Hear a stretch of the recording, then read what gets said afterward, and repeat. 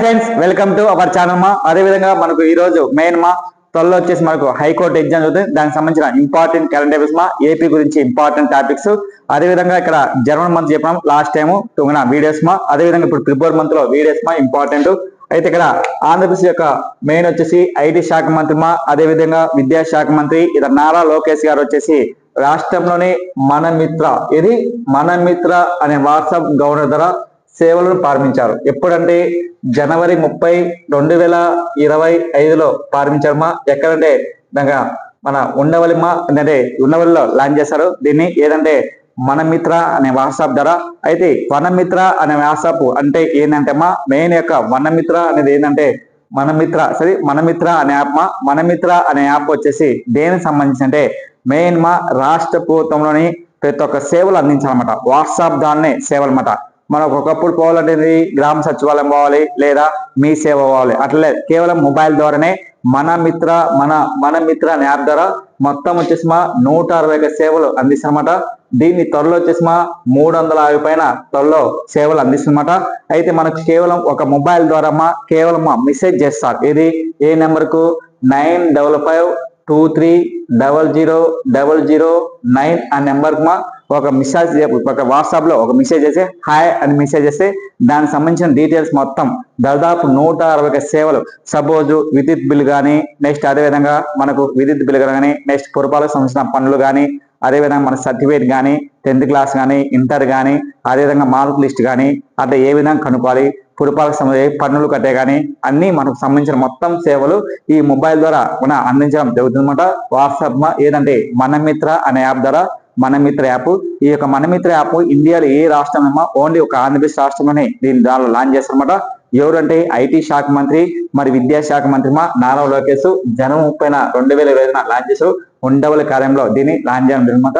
ఏదంటే మనకి ఎగ్జామ్లు ఏమిటంటే మన మిత్ర అనే యాప్ ద్వారా ఎన్ని సేవలు అందిస్తారు అదొకటి, లేదా దీని యొక్క టోల్ ఫ్రీ నెంబర్, దీని యొక్క మొబైల్ వాట్సాప్ నెంబర్ అంతా అడిగే ఛాన్స్ అనమాట. అది గుర్తుపెట్టుకోవాలి సార్.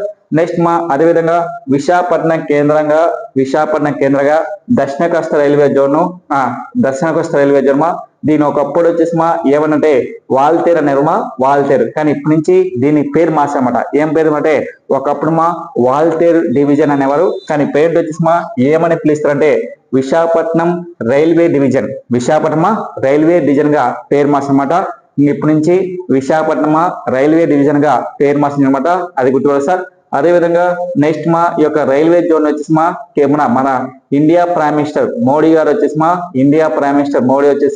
2025 వచ్చేసి మా జనవరి 8న వచ్చేసి శంకుస్థాపన ప్రారంభించారు. అదేవిధంగా దీనికోసం కొన్ని కోట్లు కేంద్ర ప్రభుత్వం కేటాయించిన మా రైల్వే డివిజన్ కు.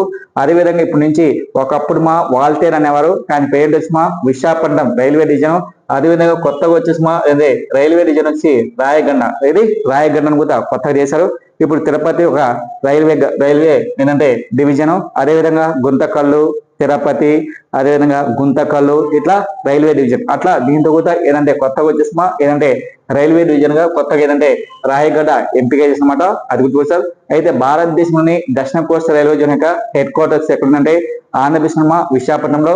మన రైల్వే జోన్ మొత్తం వచ్చేసి ఎన్ని ఉందంటే 18 రైల్వే జోన్స్. భారతదేశంలో మొట్టమొదటి రైల్వే జోన్ ఏదంటే ఉత్తర రైల్వే జోను. అదేవిధంగా ఇండియాలో పెద్దది అంటే ఉత్తర రైల్వే జోను. అదేవిధంగా భారతదేశం వచ్చేసి చెన్నై రైల్వే జోన్ ఫస్ట్ మా, అది చెన్నై రైల్వే జోన్ మద్రాసు. అయితే మన రైల్వే జోన్స్ 18 ఉన్నాయన్నమాట.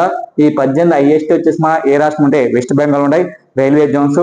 అదేవిధంగా ఇండియాలో రైల్వే జోన్స్ మన భారతదేశంలో రైలు మార్గం లేని రాష్ట్రం ఏదంటే సిక్కిము. అదేవిధంగా ప్రపంచంలో పెద్ద రైల్వే వంతెన వచ్చేసి ఎక్కడంటే చీనాబ్ నది పైన జమ్మూ కాశ్మీర్లోని ఇండియాలోనే అది పెద్దది, ప్రపంచంలోనే అది పెద్ద రైల్వే వంతెను లాంచ్ చేసినమాట. ఎవరంటే ఇండియా ప్రైమ్ మినిస్టర్ మోడీ గారు. అది గుర్తుపెట్టుకోవాలి సార్, మనకి ఇంపార్టెంట్. నెక్స్ట్ అదేవిధంగా SC ST వాళ్ళకి పిఎం సూరగర్ అనే పథకాన్ని కింద ఉచితంగా కరెంట్ అందిస్తారు. ఒక్కొక్క ఇంటి పైన 2 కిలో వాటర్ల ఉన్న సౌరాల విద్యుత్తును అందిస్తారన్నమాట. ఏ స్కీమ్ అంటే భారతదేశంలోనే పిఎం సూరగర్ పథకం. అనే పథకాన్ని మన ఇండియా ప్రైమ్ మినిస్టర్ మోడీ గారు లాస్ట్ ఇయర్ లాంచ్ చేశారు 2024లో. అదేవిధంగా కొత్తగా వచ్చేసి ఈ యొక్క స్కీమ్ లాంచ్ చేశారు. అదే విధంగా ఈ స్కీమ్ మన ఆంధ్రప్రదేశ్ వచ్చి నారా చంద్రబాబు నాయుడు గారు కుప్పంలో దీన్ని లాంచ్ చేసినమాట. చిత్తూరు జిల్లాని కుప్పంలోని తన నియోజకవర్గంలో లాంచ్ చేసినమాట. ఏదంటే పిఎం సూరగర్ పథకం ఏంటంటే భారతదేశంలోని కేవలం ఎస్సీ ఎస్టీ వాళ్ళకి మాత్రమే సోలార్ ఇంటి పైన సోలార్ అందించడానికి ఈ కార్యక్రమం అందించమా ఒక కుటుంబం ఒక ఇంటి పైన 2 కిలోవాట్ల ఏర్పాటు చేయడం జరుగుతుందన్నమాట. అది గుర్తుకోవాలి సార్.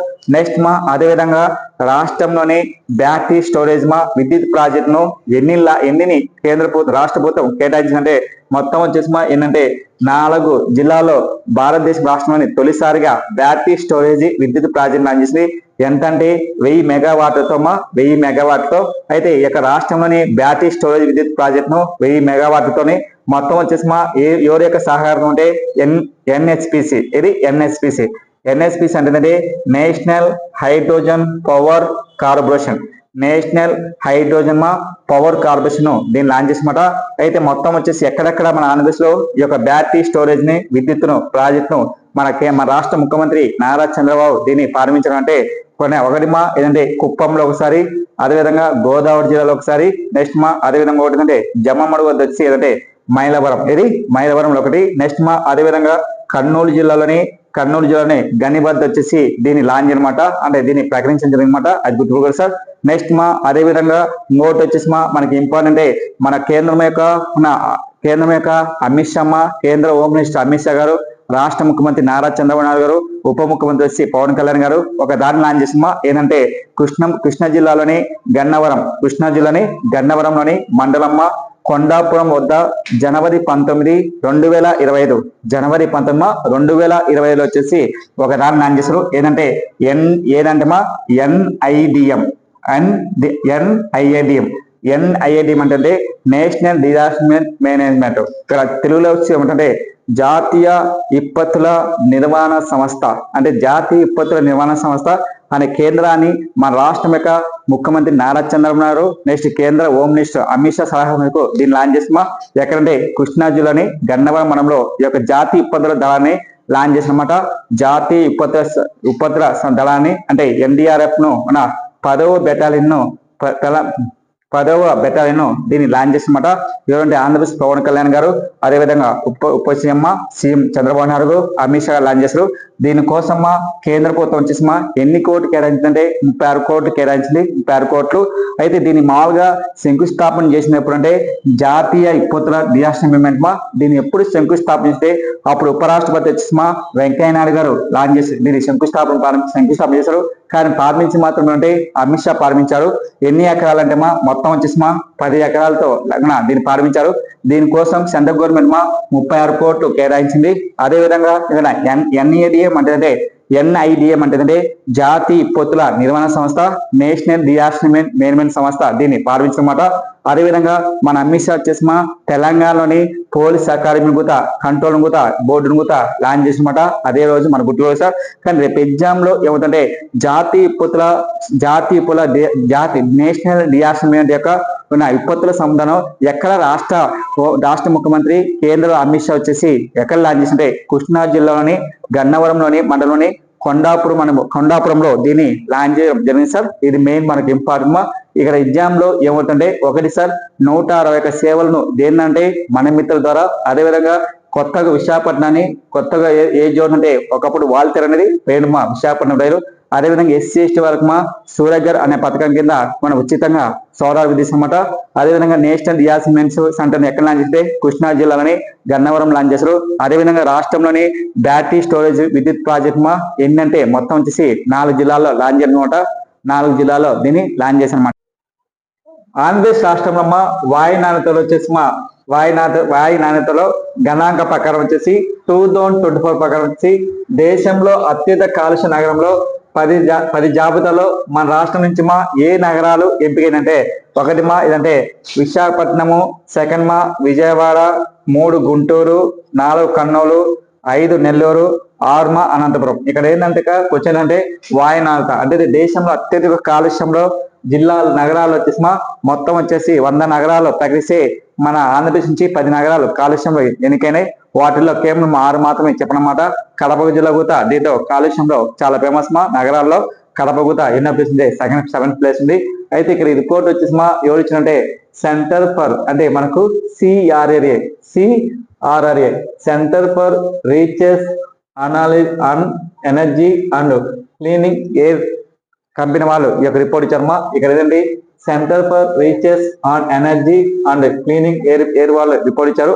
అయితే మన ఇండియాలో ఒక రూల్స్ ఉంది ఏదంటే ఇంత కాలుష్యం కంటే మించకూడదు, ఇంత కాలుష్యం కంటే మించకూడదు. ఆ రిపోర్ట్ వచ్చి ఏంటంటే మన ఇండియాలో వచ్చేసిమా WHO ప్రకారం వచ్చేసిమా WHO అంటే వరల్డ్ హెల్త్ ఆర్గనైజేషన్ ప్రకారం ఒక రిపోర్ట్ ఉంది. ఏమనంటే కేవలం PM 2.5 మిలియన్స్ కంటే ఎక్కువ వాయు కాలుష్యం మించకూడదు. అదేవిధంగా మన రాష్ట్రంలో ఒకప్పుడు 1990లో ఎంత కాలుష్యం అంటే PM 25 అనేది, కానీ ఈసారి 2024 వచ్చి 7.8 మెగా పొల్యూషన్ ఎక్కువ వదిలేసామట. అంటే దానికంటే తూలు దవలగా ఎక్కువ ఉందన్నమాట ఇది పొల్యూషన్ లో. అయితే ఇక ప్రపంచంలోనే వాయునాథకు పొల్యూషన్ లో ఎక్కువ ఉన్న నగరం వచ్చేసిమా ఏదంటే ఢిల్లీ, ముంబై, అదేవిధంగా ఉత్తరప్రదేశ్ లోని లక్నోలో, అదేవిధంగా హైదరాబాద్ తెలంగాణ, కర్ణాటక బెంగళూరు అయిన కాలుష్యంలో ఎక్కువ ఉన్నాయన్నమాట. కానీ దాంతో పోల్చుకుంటే మన స్టేట్ లో కాలుష్యం చాలా తక్కువ. ఎందుకంటే మన రాష్ట్రంలో నగరాలు తక్కువ మాట. అంటే ఇప్పుడు బెంగళూరు సిటీ, మన ఇండియాలో మన స్టేట్ లో ఒకే ఒక సిటీ ఉంది, ఏది విశాఖపట్నం. అదే తెలంగాణలో హైదరాబాద్, మహబూబ్ నగర్ జిల్లా అయిన చాలా ఫేమస్ పొల్యూషన్ లో. కానీ ఇక్కడ మెయిన్ వచ్చేసి అది గుర్తుపెట్టుకోవాలి. నెక్స్ట్ అదే విధంగా మన ఆంధ్రప్రదేశ్ లోని కర్నూలు జిల్లాలో వచ్చి ఈవీ అంటే ఈవీ పార్కులు, అంటే ఈవీ పార్కు పైన రాష్ట్ర ప్రభుత్వం అవగాహన ఒప్పందం చేసుకుంది. ఇక్కడేది కర్నూలు జిల్లాని ఎలక్ట్రిక్ వీడియో పార్కులను లాంచ్ చేస్తున్నమాట. ఎవరికా మన ఏంటంటే నారా లోకేష్, అదేవిధంగా టీజీ భరత్ ఒక ఒప్పందంతో వీళ్ళిద్దరమా మినిస్టర్ ఎన్ని ఎకరాలతో అంటే 1200 ఎకరాలతో 18,000 కోట్లతో దీన్ని లాంచ్ చేసినమాట. కర్నూలు జిల్లాని ఈవీ పార్కుల పైన రాష్ట్ర ప్రభుత్వం అవగాహన ఒప్పందం చేస్తున్నాయి, అది గుర్తుపెట్టుకోవాలి సార్. నెక్స్ట్ అదే విధంగా ఇక్కడ మన కరెంట్ అఫైర్స్ అంటే రాష్ట్ర ముఖ్యమంత్రి వచ్చేసి నారా చంద్రబాబు రాష్ట్రంలో 8 విద్యుత్ ప్రాజెక్టులను ఆమోదించారు. 8 విద్యుత్ ప్రాజెక్టును. ఒకటి వచ్చేసి ఎక్కడంటే ఫిబ్రవరి 8, 2025 ఆంధ్రప్రదేశ్ సీఎం రాష్ట్ర ముఖ్యమంత్రి నారా చంద్రబాబు ఆమోదించారన్నమాట.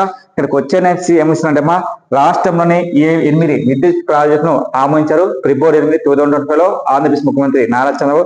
వాటిల్లో వచ్చేసి ఏంటంటే వైఎస్ఆర్ జిల్లాలోని పెద్దమడ మండలంలో అదొకటి. నెక్స్ట్ సెకండ్ ఏంటంటే అనంతపురం జిల్లాలోని తాటిపత్రి, మరియు వచ్చేసి వైఎస్ఆర్ జిల్లాలో నుంచి కొండాపురంలో ఎన్ని మెగావాట్లు అంటే 300 మెగావాట్లు. నెక్స్ట్ అదేవిధంగా అన్నమయ్య జిల్లాలోని నందలూరులో వచ్చేసి 2000 మెగావాట్లు. నెక్స్ట్ అనంతపురం జిల్లాలోని బెలుగొంపలో వచ్చేసి ఏంటంటే 400 మెగావాట్లు సోలారు. అదేవిధంగా వచ్చేసి ఏంటంటే అల్లూరు సీతారాం జిల్లాలో ఏంటంటే 10 మెగావాట్లు. అదేవిధంగా శ్రీ సత్యనారాయణ జిల్లాలో వచ్చేసి ఏంటంటే 231 మెగావాట్లు విద్యుత్ మాట. అయితే ఇక్కడ మెయిన్ వచ్చేసి దీని మొత్తం వచ్చేసి యూరోప్ అంటే SCIL సోలార్ దీంతో ఆమోదించడం జరిగిందన్నమాట. 8 ప్రాజెక్టులు. దీనికోసం కొన్ని కోట్లు గవర్నమెంట్ ఖర్చు చేసిందన్నమాట, ఇది గుర్తుపెట్టుకో సార్.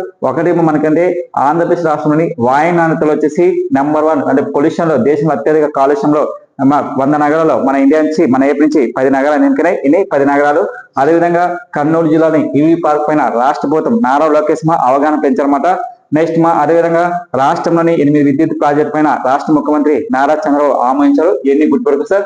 అయితే పొల్యూషన్ వచ్చేసి ఎంతకంటే మించకూడదు అంటే 2.5 కంటే మించకూడదు WHO ప్రకారం. అదేవిధంగా మన ఇండియాలో మన ఏపీలో ఒకప్పుడు 1990లో PM 25 అనేది, కానీ పేరు వచ్చేసి అంటే 7.8 మెగా వరకు ఉందిమా 2024. ఇది మెయిన్ మన కరెంట్ అఫైర్స్ ఫిబ్రవరి మంత్ లోని ఏపీ సంబంధించిన మెయిన్ కరెంట్ అఫైర్స్ అదేవిధంగా మన ఛానల్ కొత్తగా వచ్చేసే వారికి లైక్ చేయండి షేర్ చేయండి ఓకేనా. Thank you very much.